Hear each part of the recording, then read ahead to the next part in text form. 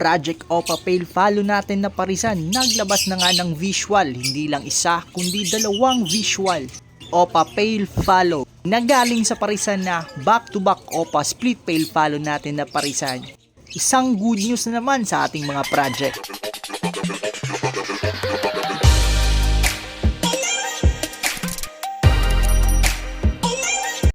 And yo, what's up mga kahabis? Kakatapos lang nga nating magpakain sa ating mga alagang ibon. And natapos na rin natin yung ating ginawang cage na ginawa natin kagabi. So yun nga, nag-add tayo ng dalawang setup. Isang cage lang to, isang dual cage. Dahil may idadagdag na naman tayong isang project. Opa Dan Follow Project. At may paparisin rin tayong Project Crimino Opa Line. So yan, good news dahil meron na tayong medyo high mutation ng mga ibon tulad ng Lutino Opaline, Albino, Crimino. At ngayon may good news dahil isa sa parisan natin na Project Opa Pale follow natin, isang back-to-back Opa Split Pale follow ay ngayon ay naglabas na nga ng visual, hindi lang isa kundi dalawang visual. Yan. Isang Mauve Opa Split Pale follow at Bayou Parblo Opa Split Pale follow natin na hen. Sa pangalawang clutch ay ngayon ay naglabas na nga ng dalawang visual. So ayan, medyo maganda-ganda nga yung ating project ngayon dahil lahat ay naglalabas na ng visual. Previous vlog natin, hiniling lang natin na sana'y maglalabas lang ng kahit isa sa tatlong fertile na itlog ay ngayon ay naglabas nga ng dalawa. At ngayon ay sisilipin natin kung ano na yung kalagayan ng ating dalawang visual, kung buhay pa ba. Medyo kumpiyansa naman tayo sa ating parisan na ito dahil nga good parents naman yung dalawa. Ito yung hen natin na isang Bayou Parblo Opaline Split Pale follow.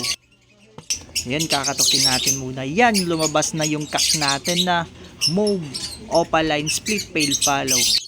Parehong dark form yung ating mga materyales na ginamit. So yun nga, napakasaya natin dahil nakaka-excite kung ano yung kalalabasan ng mga anak nila na visual. Dahil nga, mas maganda sa pale follow kung dark form.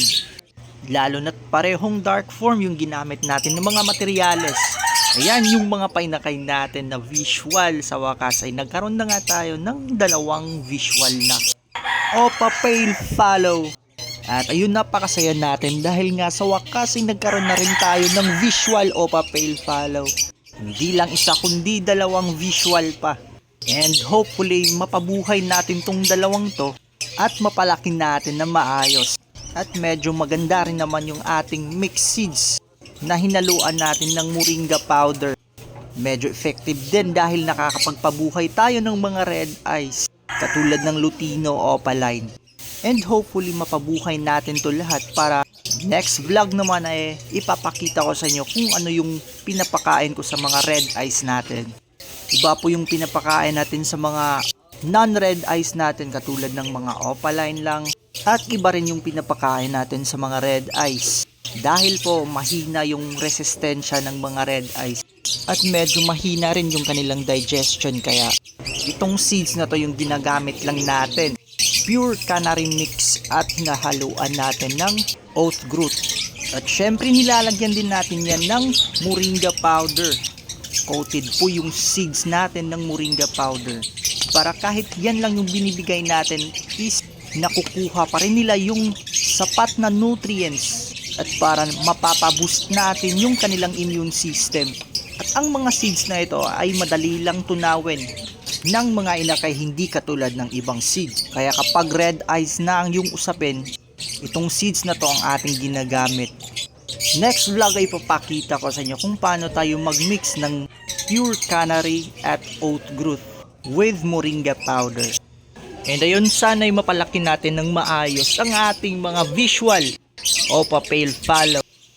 At para makita na din natin kung gaano kaganda yung ating mga palabas na visual. And by next week ay mai-harvest na rin natin yung ating mga painakay dito. May Lutino Opaline tayo, Crimino, Split Ino na mga painakay natin. Ipin natin yung ating mga painakay dito sa isang parisan natin. Dito natin pinaposter yung Lutino Opaline natin na anak ng isang parisan natin sa baba. And may isang opaline. And ayan, malaki na yung Lutino opaline natin. First Lutino opaline na yung mismo yung nagpalabas. Foster parent nila. At ito naman yung parent ng ating Lutino opaline. May dalawang inakay din to.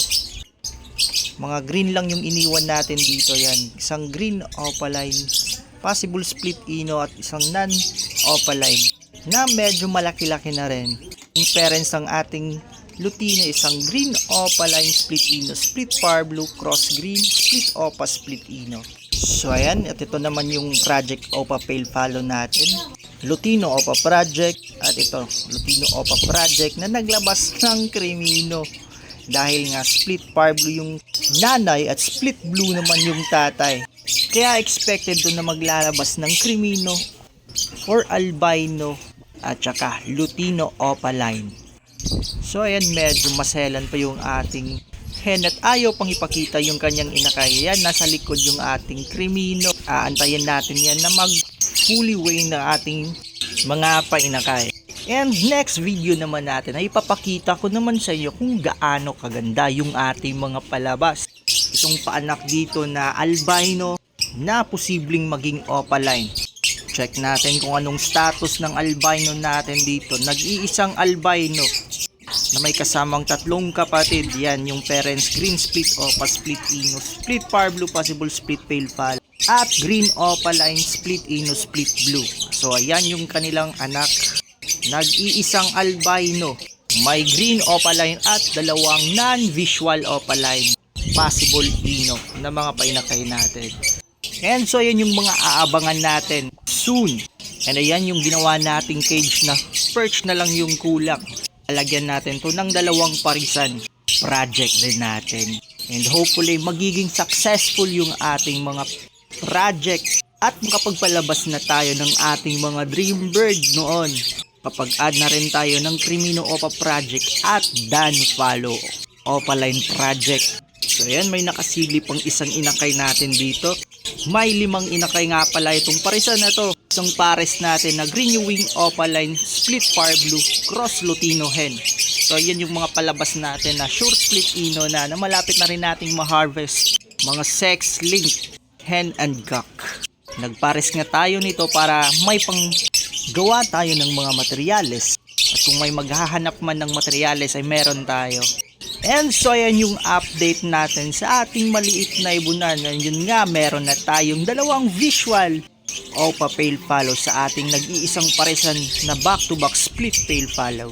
And hopefully magiging successful yung ating pagpapalaki ng ating mga visual opa pale follow na isa sa project at dream bird natin na ngayon ay tayo'y nakapagpalabas na nga. Napakasarap sa pakiramdam na yung mga dream bird mo noon ay ikaw mismo yung gumawa. Kahit late na tayong nagkaroon nito, pero ang sarap pa rin sa pakiramdam bilang breeder na ikaw mismo yung nakapagpalabas ng magagandang ibon. Nakaka-proud po yan sa sarili natin dahil nga nagagamit nga natin yung ating breeding skills. At itong mga palabas na to, ito yung trophy natin bilang isang breeder. Kung nagustuhan mo yung video ko, paki-like, subscribe, and click mo na rin yung notification bell para sa ating mga bagong videos na ipapalabas soon.